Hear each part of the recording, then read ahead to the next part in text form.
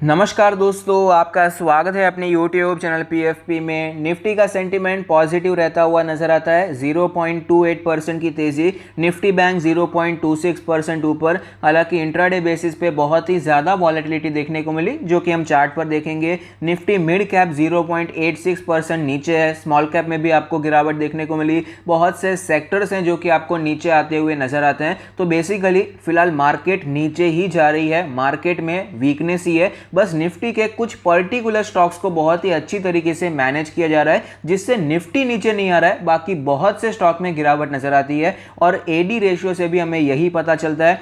1485 stocks में आपको गिरावट नजर आती है। कई स्टॉक हैं जो कि आपको 5, 10, 15% तक गिरते हुए नजर आते हैं। तो फिलहाल इंडेक्स मैनेजमेंट हो रहा है। बाकी ज्यादातर लोगों के पोर्टफोलियो हमें नीचे आते हुए ही नजर आते हैं। कॉमोडिटी के बारे में बात करें, क्रूड ऑयल में 3.7% की तेजी है। नेचुरल गैस फ्लैट ट्रेड कर रहा है। गोल्ड 0.87% ऊपर। सिल्वर में भी 1.8% की अच्छी तेजी नजर आती है। करेंसी के बारे में बात करें तो करेंसी मार्केट में as against US dollar rupee आपको स्ट्रांग होता हुआ नजर आया और बाकी जगह पर एज अगेंस्ट आपको यहाँ पर थोड़ी सी वीकनेस नजर आती है। ग्लोबल इंडाइसेस के बारे में बात करें तो ग्लोबल इंडाइसेस सभी के सभी पॉजिटिव नजर आते हैं। एफआईआई डीआईआई एक्टिविटी के बारे में बात करें, एफआईआई ने सेलिंग की है 1363 करोड़ की और डीआईआई ने बाइंग की है 1452 करोड़ की। तो नेट में आज हमें खरीदारी नजर आती है।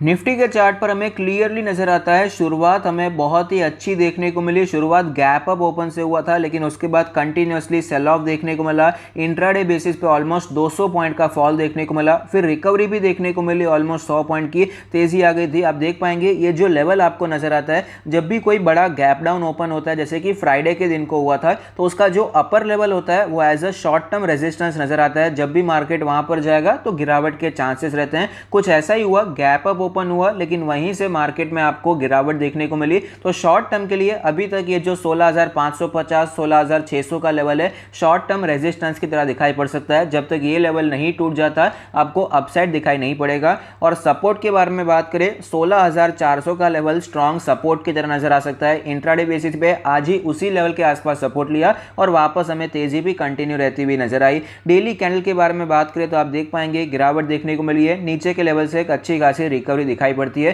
तो मेरे हिसाब से आपको कंसोलिडेशन दिखाई पड़ सकता है। जिस प्रकार का मूवमेंट हमें पिछले 4-5 दिनों में देखने को मिला, थोड़ा सा कंसोलिडेशन आपको दिखाई पड़ सकता है। ये रेंज हो सकती है कंसोलिडेशन की 16,250 300 से करके 16,750 800, ये जोन में, ये 500 पॉइंट के जोन में निफ्टी आपको कंसोलिडेट करता हुआ नजर आ सकता है। बाकी निफ्टी स्ट्रांग है, आरएसआई अभी भी 60 प्लस है, सारे मूविंग एवरेज के ऊपर है। इंडेक्स लेवल पे कोई भी वीकनेस नहीं है।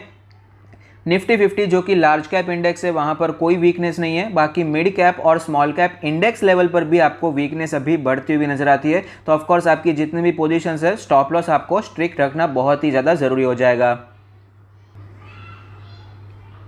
न्यूज़ के बारे में बात करें तो एज ट्राई डेटा हमें पता चलता है कि जियो ने ज़्यादा यूजर्स ऐड किए हैं in comparison to Bharti Airtel. तो जियो के लिए अच्छी बात है। वोडाफोन आइडिया अभी भी लूज़ करता हुआ नजर आता है। तो ऑफकोर्स ऐसे स्टॉक में इन्वेस्टमेंट करने से बचना चाहिए। अभी यहाँ पर उनके मालिक ने कह दिया यहाँ पर कुछ बचा नहीं है, वो भी रिजाइन कर चुके हैं। तो ऑफकोर्स हमें भी यहाँ पर हाथ नहीं लगाना चाहिए, इससे हो सके उतना दूर रहना चाहिए।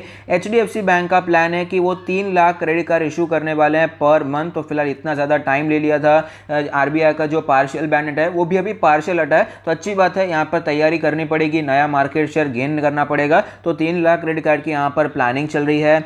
जोमेटो में आज हमें गिरावट देखने को मिली 9% की। $1.25 बिलियन का मार्केट कैप वाइप आउट होता हुआ नजर आया है। उसका रीजन आपको पता होना चाहिए। जब भी नया कोई IPO आता है तो ऐसा जनरली हो जाता है। उसका रीजन है एंकर इन्वेस्टर जो पैसा डालते हैं उनका एक लॉक इन पीरियड होता है कि वो 1 महीने से पहले नहीं बेच सकते। तो आज वो लॉक इन पीरियड खत्म हो गया, तो यहाँ से वो लोग प्रॉफिट बुकिंग कर रहे हैं, इसीलिए आपको इतनी सेलिंग प्रेशर देखने को मिला, इतनी गिरावट आपको स्टॉक में दिखाई पड़ती है।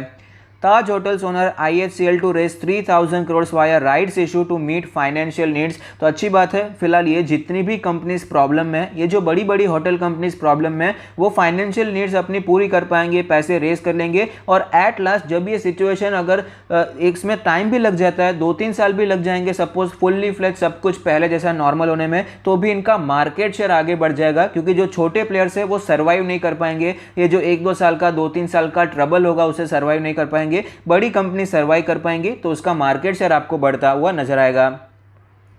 IRCTC launches tour package to holy cities of Ayodhya, Varanasi, Prayagraj. अच्छी बात है। तो IRCTC के शेयर में भी आपको अच्छी तेज़ी देखने को मिली है। मेरा मानना है कि ये न्यूज़ की वजह से और ज़्यादा तेज़ी आ जाएगी, उसके चांसेस पर्सनली कम नज़र आते हैं। अच्छी चीज़ें हमें ऑलरेडी फैक्टर इन होती हुई नजर आई है, जो अनलॉक हो रहा है सब कुछ, वापस टूरिज्म चल रहा है, उसका फ़ायदा ऑलरेडी शेयर के प्राइस में हमें दिखाई पड़ता है।